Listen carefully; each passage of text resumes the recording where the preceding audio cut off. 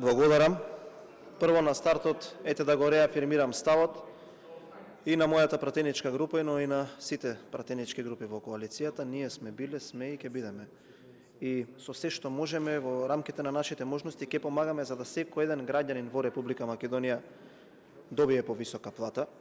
Но ете ќе ги искористам овие 10 минути да кажам неколку поенти кои што сметам дека секој работник и секој граѓанин треба да ги знае.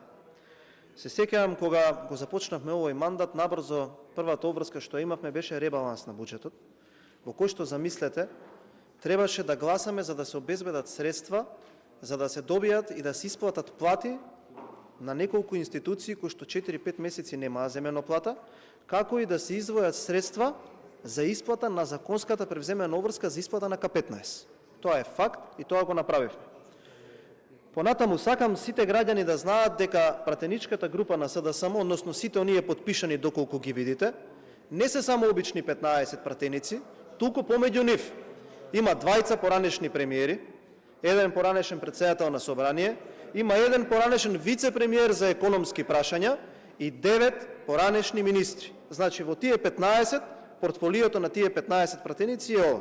Односно, луѓе кои што можеле во изминатите 7 години директно да влијаат и да склучуваат вакви договори и да остават економски услови во кои што во оваа држава секој работник ќе може да има 600 евра плата. Значи, уште еднаш да повторам, од 15 пратеници на СДСМ имате двајца поранешни премиери, имате поранешен претседател на собрание, поранешен вице-премиер за економски прашања и 9 поранешни министри кои што имаат директна местна надлежност за тоа што сега се случува и за кое што во мој момент можеме да разговараме за минимална плата и за економски услови. Ајде да зборуваме за тоа кој што го кажувате дека владата не сака да се вклучи во диалогот. Не е точно и самите го знаете, а тоа ќе го завршам со тоа ќе го завршам мојот одговор, за каде што ќе ви цитирам неколку договори во кои што владата како партнер учествува и ги склучува тие договори, тоа е факт. Зошто позицијата на владата е таква? Ние вака велиме. Државата нема проблем со минимална плата.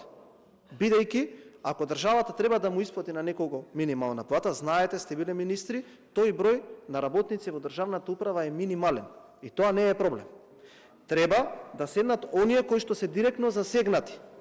Тоа се работниците и работодавачите. А владата тоа ќе го поддржи. Зошто? Бидејќи најдобрата, најквалитетната минимална плата е таа која што ќе биде реално исплатена. Ако вие направите минимална плата да биде 2000 евра во парламентот, а потоа ако работникот ја враќа, како што има случаи во државава, да не се лажеме, да бидеме искрени, тогаш вие не сте го постигнале ефектот. Затоа ние рековме, седнете, договорете се, ние ќе ве поддржиме. Но за да седнете да се договорите, треба да има партнер, треба да имате со кого да разговарате.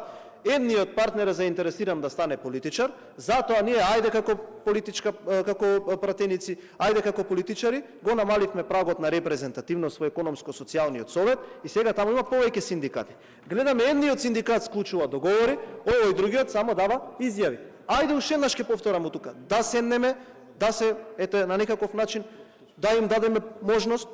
Владата, ЕСС е орган кој што е утврден со правилник, нека се договорат, ние тоа ќе го прифатиме.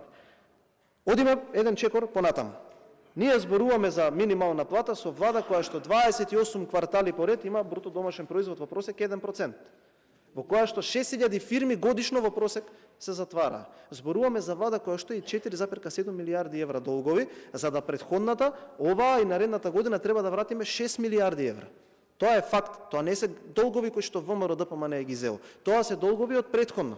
Имате податоци, можете да ги најдете на сајтот кој што СДСМ го остави во Министерството за финансии, но за тоа сега ние нема да зборуваме. Ајде да зборуваме за потрошувачката кошничка.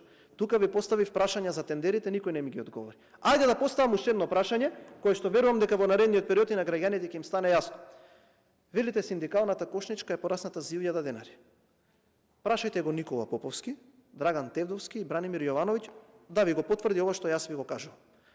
Ако ги земете по нивната формула, производите кои што се пресметуваат во синдикалната кошничка на ССМ и 4 маркети кои што овие тројца ги направиле, ајде заокружете ми каде има зголемување на цените за да синдикалната минимална кошничка порасне за 1000 денари.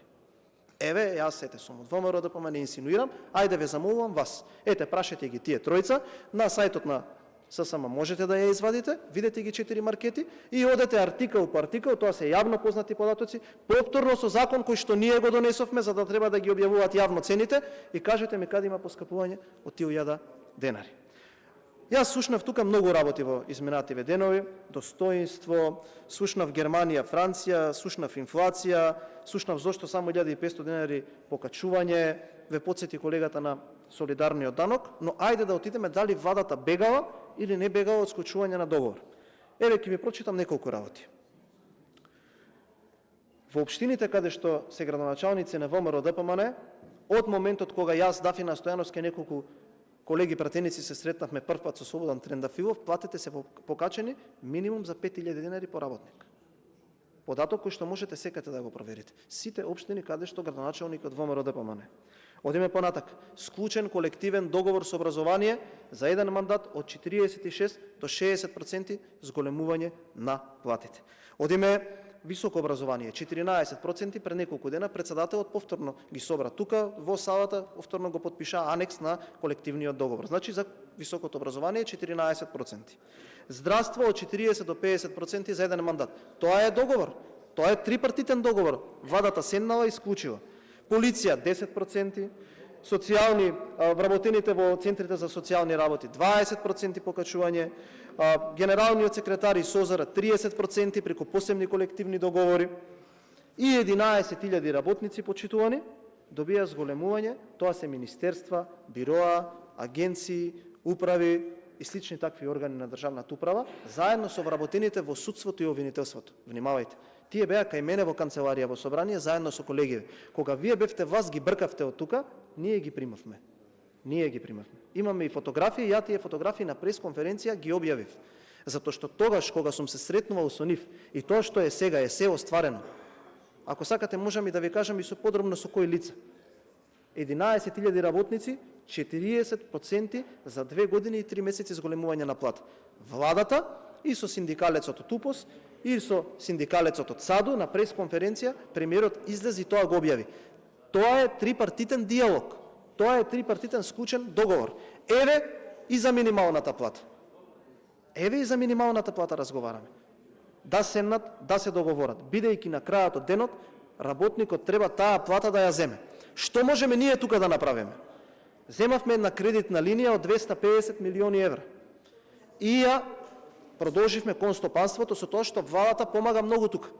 Да го покачиме и производството, и продуктивноста, да го зголемиме стопанството, бидејќи тука помеѓу нас пратениците, ја гледам еден колега кој што е тука, е приватен стопанственик.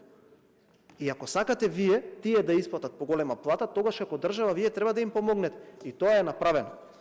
И во суштина, ние така предпоставуваме, така сметаме и тоа е нашата економска филозофија за сите плати. Ајде да сумирам. Ако ние во еден мандат од 2 години сме склучиле колективни договори со целата државна управа, за да имаат минимално покачување во некој просек од 20% за платите. И ако имате договор со пензионерите за линеарно зголемување од 7.000 денари, ја не гледам тука дека сме направиле нешто лошо. Со условите кои што ги имаме, тоа што е важно, и сите синдикати, и сите работници, и сите граѓани треба да знаат дека во нас имаат сојузник. И во наредните години, и покрај сите предизвици, и покрај тоа што душмански е крадено од оваа држава, ние ќе смогнеме сили, ќе создадеме услови и ќе продолжиме да ги покачуваме и платите, и пензиите. Ние така ја разбираме политиката, а дали некој правел популизам, дали некој се трудел да ги зголеми платите и пензиите, а некој само сметал дека тоа треба да го збори одговорниците, на крај граѓаните ќе кажат на избори. Уште еднаш да повторам, сите ние застануваме заедно со секој еден граѓанин. Вратите се отворени, ќе разговараме, нека не судат по делата, по тоа што досега го имаме направено за секој работник. Жалам што сметате дека можеби ова е тема која што ќе донесе на некого поени, нема да донесе на никого поени, но ова ќе биде тема која што уште еднаш ќе докаже која е разликата помеѓу дојде живот за сите и 500 евра во секоја куќа и помеѓу влада која што има план, која што има стратегија и која што знае како да го подобри животот на сите сограѓани. Благодарам.